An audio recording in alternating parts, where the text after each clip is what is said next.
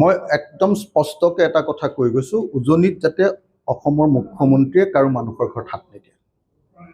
উজনিত আছে আমাৰ মিচিং মানুহ, উজনিত আছে সোণোৱাল কছাৰী মানুহ, উজনিত আছে দেউৰী মানুহ, ট্ৰাইবেল মানুহ, উজনিত আছে আহোম চুতীয়া, মৰাণ মটক, উজনিৰ এই খিলঞ্জীয়া মানুহ ভূমিপুত্ৰ অনুসূচিত জাতিৰ মানুহ, আমাৰ SC মানুহ, উজনিত থকা কোচ কলিতা বা ব্ৰাহ্মণ মানুহ, আৰু উজনিত আছে চাহ জনগোষ্ঠীৰ আদিবাসী মানুহ। এই উজনি মানুহৰ এটা ঘৰতো যদি হাত দিয়ে আমাৰ খিলঞ্জীয়া মানুহৰ ঘৰত, যুদ্ধ কিন্তু এবাৰ ডাইৰেক্টলি হিমন্ত বিশ্ব শৰ্মা আৰু অখিল গগৈ হৈ যাব।